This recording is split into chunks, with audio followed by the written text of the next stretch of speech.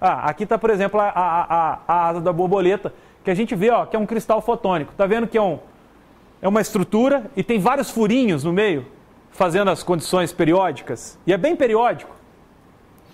E aí eu tenho meios diferentes. Ó. Eu tenho semicondutor, tenho ar, semicondutor, ar, semicondutor, ar, semicondutor, ar. O que acontece? O que pode acontecer na borboleta?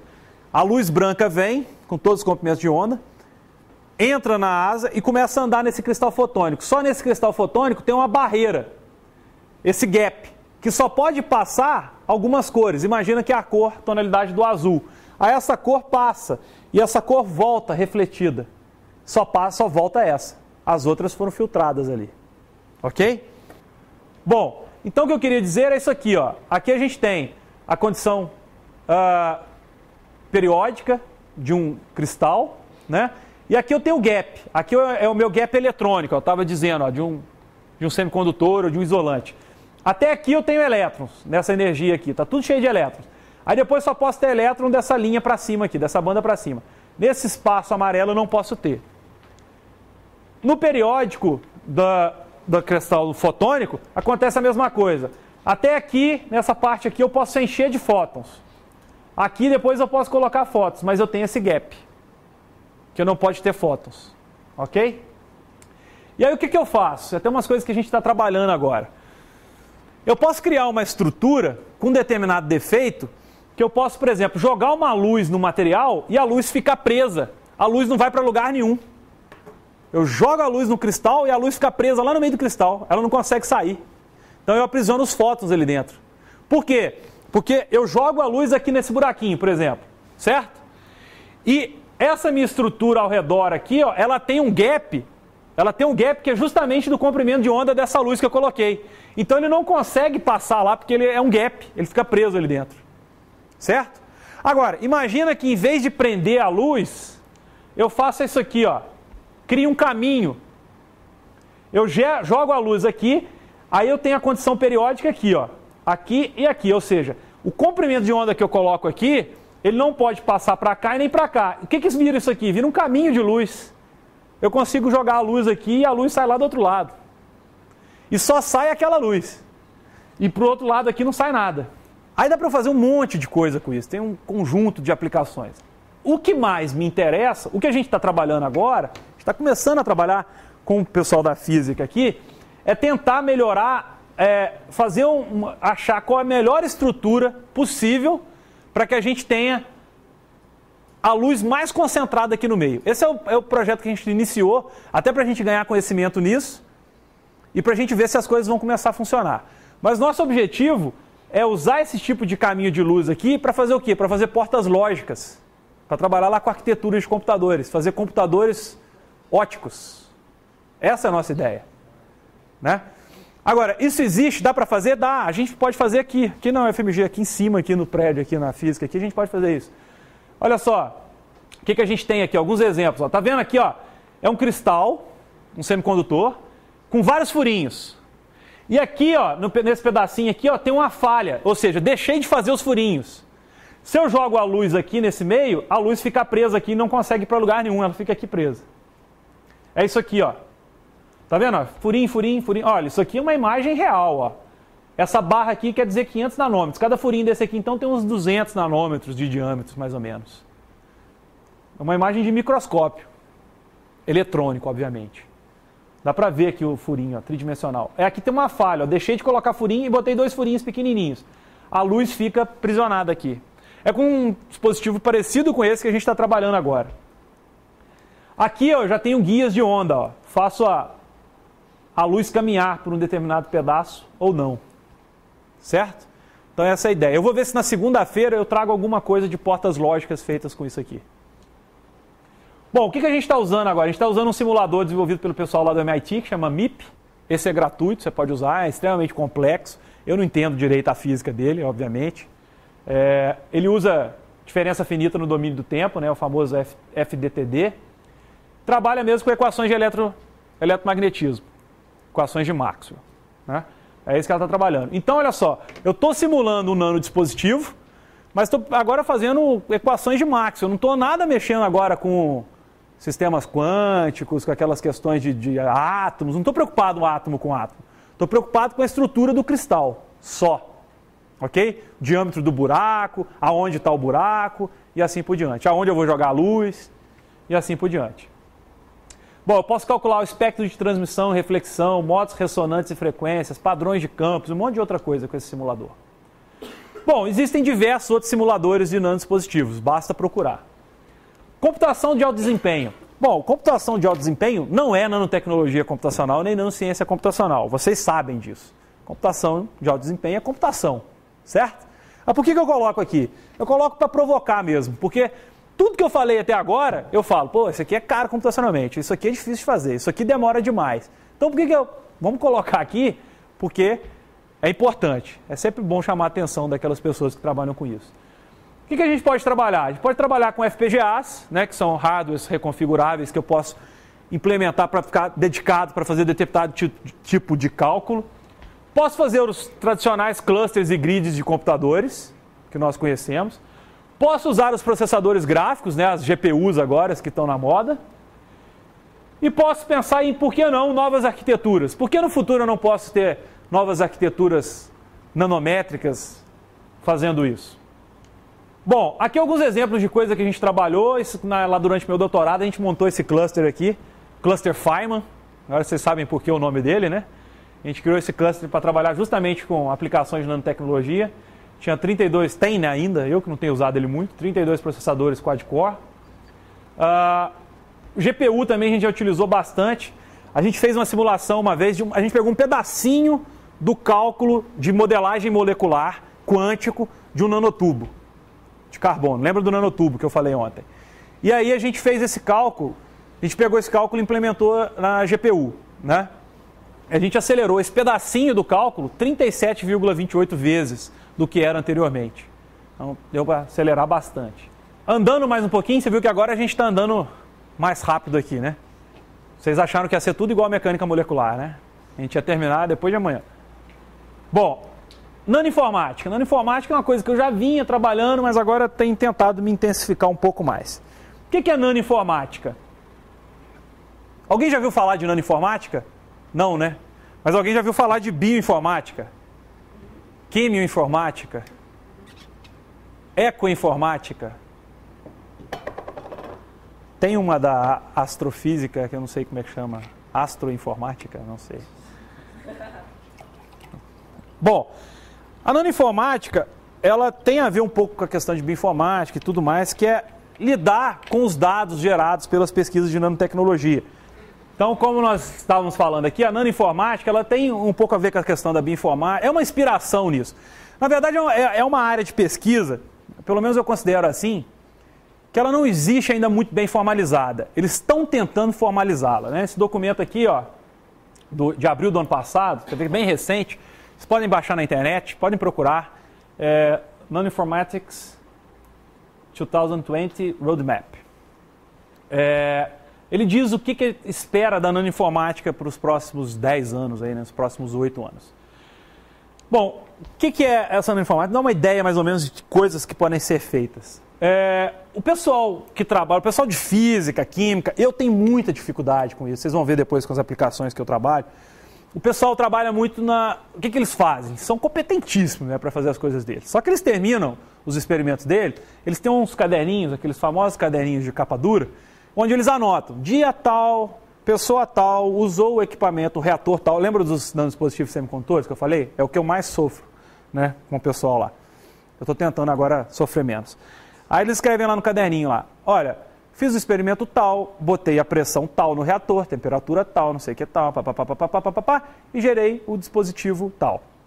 Agora, que dispositivo que é esse? Aí vai para outra pessoa, em outro laboratório, que vai usar um microscópio e caracterizar aquilo que foi construído, né?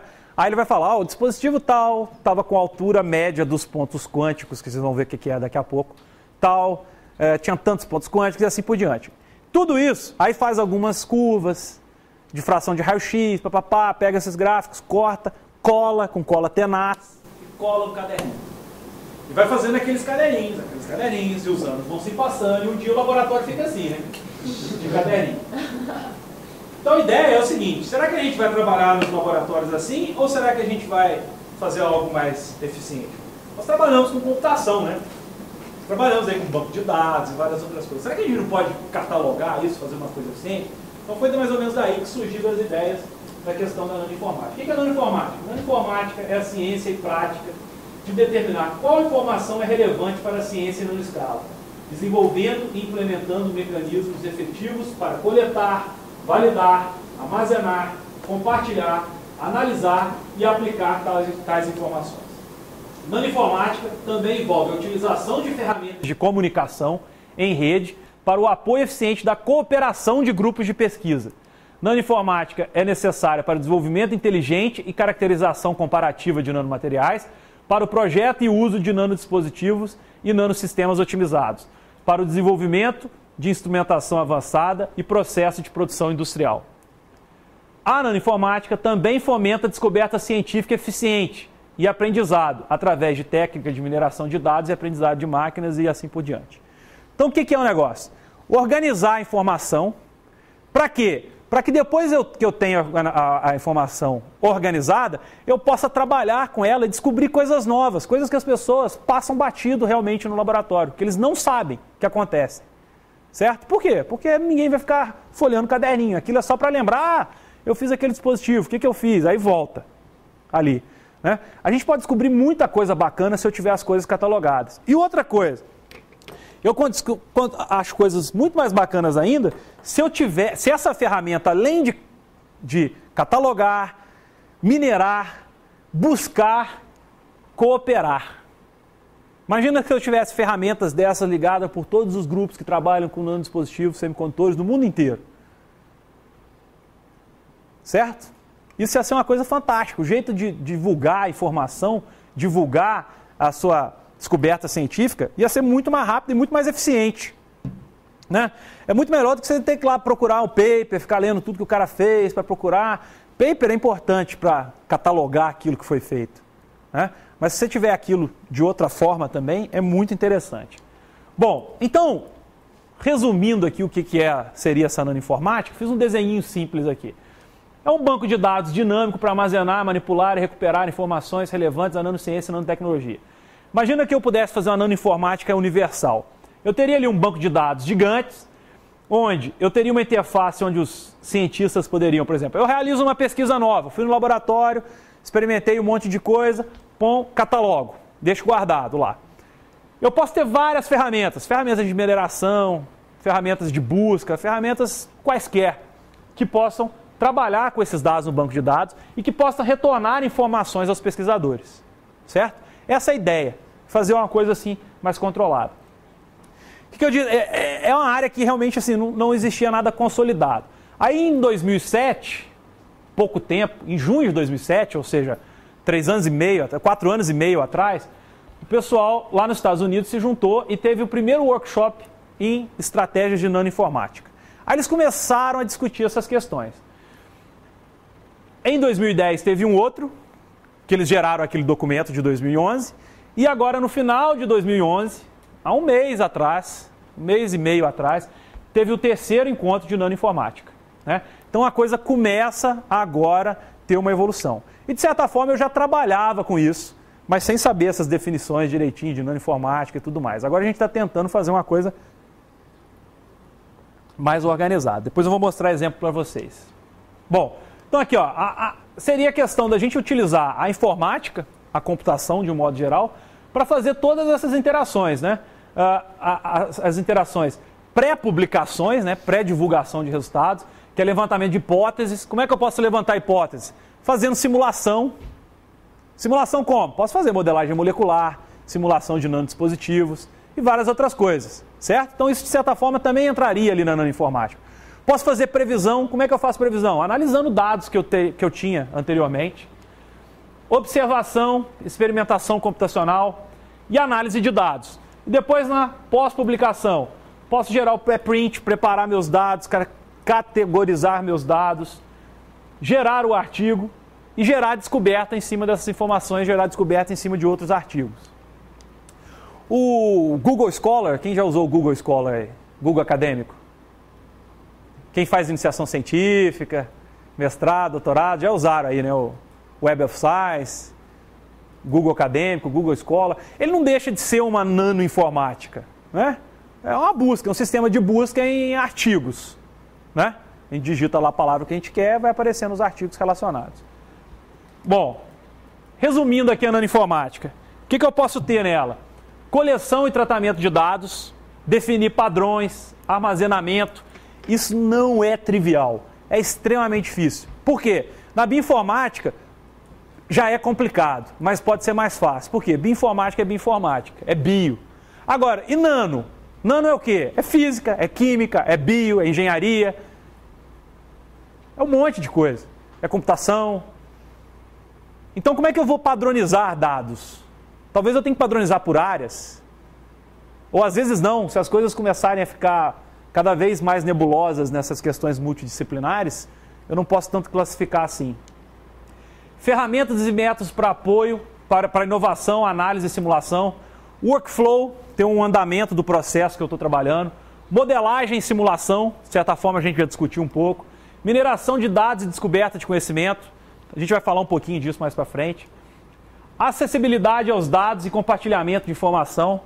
Recuperação de informação. Recuperar, vocês tiveram um mini curso aí de recuperação de informação. Mas aqui uma recuperação de informação específica para descobrir informações de nanociência e nanotecnologia. Por isso que a padronização é importante. Só que a padronização é difícil. Então essa recuperação não é trivial. Mas seria interessante fazer. Divulgação de informação. Quero divulgar meu trabalho. Não só com papers, mas quero divulgar de maneiras melhores. Alguns artigos, principalmente alguns jornais, onde a gente publica artigos científicos de física, química, por exemplo, você pode colocar material de apoio, material suplementar. Você publica o artigo e lá no link aonde está o seu artigo, você pode baixar o PDF do artigo, você pode colocar material suplementar, você pode colocar dados de cálculo, estruturas de materiais, pode fazer o que você quiser ali, pode colocar outros dados. E estabelecer cooperações. O interessante é que essas ferramentas possam ser vistas por pessoas diferentes em locais diferentes, que interajam. Ok? Bom, então, para terminar aqui a nanotecnologia computacional, possíveis criações de novos algoritmos inspirados na nanociência e nanotecnologia. Isso aqui é uma coisa também que não existe muito não, mas é uma coisa que eu coloco para cutucar, para provocar. Vocês não estão vendo, obviamente, mas lá no outro auditório está tendo o mini curso de algoritmos bioinspirados. Por que o nome bioinspirados? São algoritmos inspirados em sistemas biológicos, né? Certo? Bom, os dispositivos nanométricos, dispositivos, estruturas nanométricas, têm características próprias. A gente já viu isso ao longo do... Por que será que a gente não pode, talvez, no futuro, criar um algoritmo que seja inspirado em algum nanodispositivo, alguma nanoestrutura, e que esse algoritmo possa ser usado para o propósito geral? Alguma coisinha já tem feita, como, por exemplo, os algoritmos evolutivos, que são algoritmos bioinspirados, com inspiração quântica, né? Já existem vários. Sistemas auto-organizáveis, né, de self-assembly. Lembra que eu falei ontem de self-assembly? Que eu dou as condições, as moléculas se automontam. Por que eu não poderia dar as condições e o meu programa se automontar? Seria interessante, né? Bom, o pessoal está fazendo isso com eletrônica aqui, ó. Conferência Internacional em Sistemas Evolutivos. Da biologia para hardware. Esse pessoal está discutindo essa questão de eletrônica com self-assembly.